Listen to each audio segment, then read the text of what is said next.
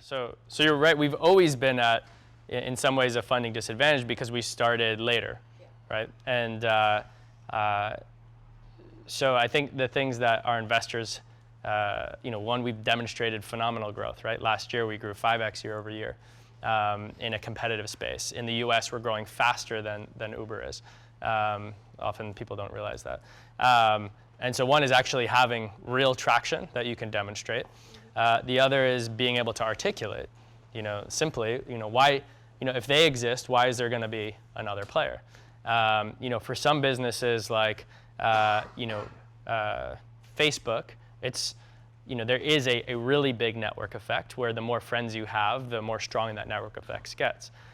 With our business, there is a limited network effect. It's more like you need to build enough cell towers, which in our case is enough rides, such that there are low ETAs. But once you build up that 3-minute ETA, you can gain market share, and then you can also differentiate on the product, brand, and experience. So I'd say showing real traction is really important to investors, and then articulating simply, why you'll either win the space or that there's room for multiple players in that situation. And in the last, given the fact that they've raised billions of dollars, in the last couple months we've raised $700 million. This is an insane time, and the fact that this is happening. If you rewind, or even if you look at that, that's the top 5 amounts of money raised by private companies ever. But there was it wasn't always easy. Right, but that's so specifically because we're all at seed stage right now, right? Yeah. So that's that's kind of the hardest because you just have projections of that growth, and you just have your vision. Pretty much, that's all you're selling. Yeah. That this is my vision, and this is where we're going to get at, and then you have competitors who have more money or whatever. So I think another thing that really helps investors is just simple analogies, frankly. So I used a couple when I was talking. DVDs. What happens when you're Blockbuster and your sales keep rising and you have 60,000 people working for you, and then Netflix comes around, right? And so people understand that analogy. I think investors often, you are more of an expert, you should be, and you likely are more of an expert in your industry than the investor is going to be. But allowing them to just compare it to something else. I mean, when we were getting started, a lot of people had missed out on Airbnb, and were disappointed in that. And so when we were Zimmer, and people were like, "You're going to get people to share rides in your car?" We said, "Yeah, remember when people got people to share, their homes?" That became important. So being able to, storytelling is really, really important part of it. thank you. Yeah. How are you dealing with kind of the now ubiquity and the experience of ride sharing? I mean, I get into any Lyft or Uber and they drive for both. So it's kind of the same experience. So how are you, when you sell the vision, I feel the vision and I feel like that at the beginning. Yeah. But now it's kind of Uber and Lyft are almost the same thing. They're just cheaper. Yeah. Well, one, I mentioned, we just brought in Jesse to help with kind of how we think about experience. And Lyft Line just launched, and we've created some unique experiences with Lyft Line, again, where you can see people's profiles and get to know each other after the ride. We've created hotspots, which are basically digital bus stops in San Francisco that allow you to get a less expensive ride. It actually does play out that different people use the different services. There is overlap for sure, but on the passenger side, on the driver side, I can tell you twice as many women use our service than the other service. And I think that's related to the safety we built into the system, the brand, and the overall experience. On the passenger side, we skew slightly more millennial, younger generations, and slightly more women. So there are differences that have come out of a different brand and experience, but we've got some other things cooking too, so that we can stay true to kind of our roots. Yeah. Two things. Yeah. One, you, Kiana, and I have the same birthday, so we have March 14? March 14th. Nice. So does Einstein. Oh, yeah. Yeah. So we got to take a picture after this. Second is a lot of us are pitching next week, and all of our businesses will be unique and individual. Yeah. As a possible future investor, what other industries excite you right now outside of transportation that you would potentially invest in? I think anywhere where there's inefficiencies.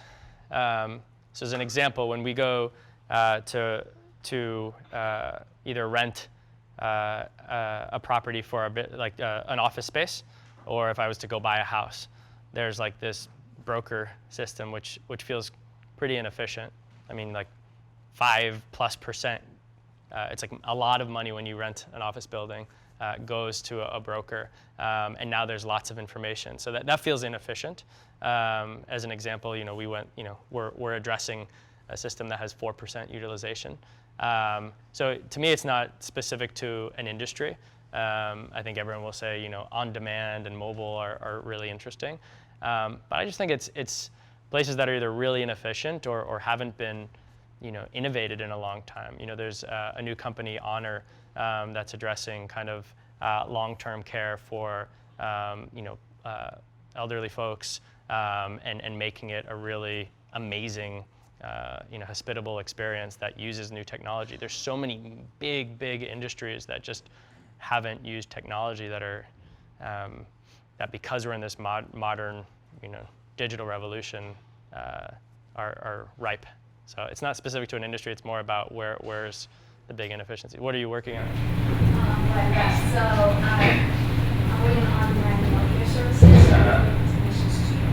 Yeah. It's a female-driven industry. Yeah. And like you mentioned, a lot of your customers tend to speak female. Yeah. So I wanted to ask you a follow-up question. Yeah. What are your thoughts on these female-driven industries? Because I don't think it's easy to understand or it has to be as female-driven industries.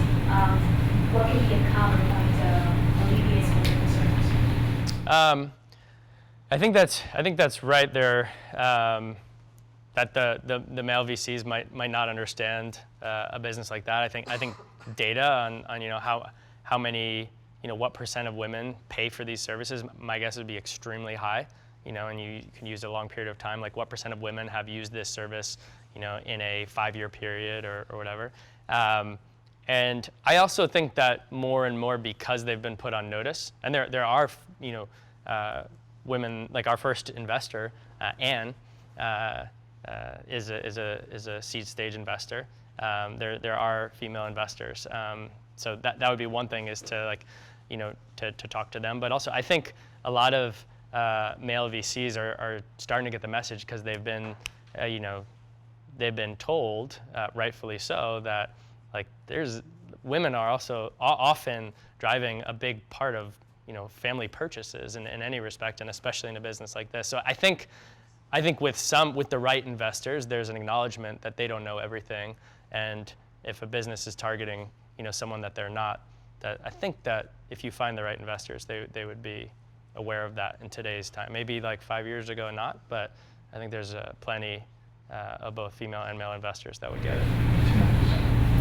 Yeah, so my question is around your name change. Like, what kind of fueled the name change from Zimmer to Lyft? Yeah. And why Lyft? Pivot or what was it? Yeah, so the joke is I was tired of people thinking that Zimmer was named after me, but it was actually quite annoying, because everyone's like, oh, Zim, and I was like, no, actually it's Zimbabwe, and it's like really obnoxious. But it was, after living with Zimride for a long time, it was like an okay name, but it didn't feel as good as it could be, as catchy as it could be, and we did want to like turn the page, and that I didn't talk about too much. That was one of the hardest things that we did. Is like Zimride is like our first baby, and we had gotten so attached to it. We'd spent 7 years, 3 of which I was living at my friend's mom's house.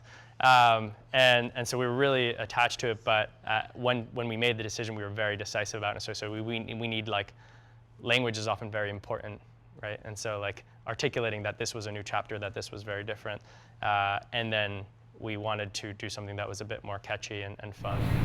So did you let everyone know, like, how was that transition? What do you mean, like internally at the like? What do you mean? Who? Customers, right? Yeah. So Zimride, we kept it as a entirely separate product, and that was the long distance rides. And then we launched the mobile app, which was Lyft, for short distance rides. And then we sold Zimride to Enterprise Rent-A-Car. We sold the technology and the assets to Enterprise Rent-A-Car, and then just focused on Lyft. And actually, we kept the same company, sold the assets. So the investors, like Anne was the original investor in Zimride. She now owns shares in Lyft. We didn't want to we didn't want to like cut out our early investors when Lyft really came out of Zimmer. Yeah. What's your relationship like with Peter? Like, are you guys super competitive? Are you friends? Like, do you know people over there? Are you friends with them? We are not friends. Yeah. Rivalry, straight competitive. Yeah. Yeah. Yeah. I think there's a level of respect, but we are, we're very competitive. Thanks a lot for coming. First thing, please bring back Match Muni, the best promotion ever. Yeah. Very popular in San Francisco. Yeah. So work on that. Yeah. Secondly, so I have an online marketplace in a very niche industry, medical marijuana. So I have a lot of regulatory legal challenges similar to what you guys went through in the early days. What would be your advice for me in terms of government relations from like day one, and how should I go about handling or going over those hurdles? Yeah. So I guess one, I'd talk to someone. Like what we did was we talked to an expert, right? And so Schwarzenegger's chief of staff is an expert in kind of getting new things to light in government. I'm trying to think specific to your issue. And then I would get ready, right? Like, so what are they? So we were ready for that. We knew what they were going to say to us before they said it, right? So they were going to say, you are a charter party carrier, which is what California calls it, and we had our argument that we weren't ready. So I had already worked with a lawyer to like draft this large document of saying how we're not citing old cases and everything. And then I'd say, look, it's legally clear that we're not. Putting that aside, because it's like, oh, we can have a legal battle if you want, like, let's do that. But we'd rather work with you collaboratively. So our approach, different than others, has been like, let's try to work together. If not, we have the movement behind us, right? We have all our users and the passion behind us that we will we'll fight for what we believe. But first, let's try to have a real talk. And that real talk was, what do you care about, regulator? Do you care about protecting existing industries like taxis and limos, or do you care about protecting passengers? Like, is this just you're concerned about safety? Because that would be a really fair concern or question. And they said, oh, it's safety, of course. And we said, great. Here's what you require. No criminal background checks, limited driving record checks, $750,000 of insurance. Here's what we require. Criminal background checks, that which you don't. Driving record checks that are more strict, and $1 million of insurance. And so I would just say anticipate what they're going to come after you for, and have your arguments ready. Yeah, I've already it's kind of clear like what they're going to come after me for. So. Yeah. Or who are the key stakeholders, right? Like who's gonna be your allies, right? Like that was really important. Were you reactive or proactive? Did you go out to them and say, hey, let's collaborate, or were you reactive? They get in touch with you? Mostly reactive. If we had gone out and asked for permission, I would not be here today. Yeah. Okay, thank you. Yeah. Hi, if you had stayed on the East Coast, do you think you would have been able to do what you did moving to California? Because I think there are those of us that live on the East Coast and our whole lives are there, and after this awesome experience, it's kind of, well, do I stay out here and keep it going, or do you think that you would have had the same level of success had you stayed there? I mean, I know. I think for our industry, I think the honest answer is no. I wouldn't have, and it's a hard choice. Like I'm really close with my family, and they're all still East. And at that time, I think the answer would be no. I think today things have gotten better. New York has developed the ecosystem. Silicon Valley is still ahead of other places in terms of availability of capital, talent, because people are used to working in these environments. So I think there's still an advantage. It also just depends specifically on the industry, right? If you were doing like financial innovation, being in Manhattan would be a great place. And there's tons of other industries other than finance that would make sense and be okay to be. So it does depend on the industry, but there are still, I'd say, strong advantages of being here.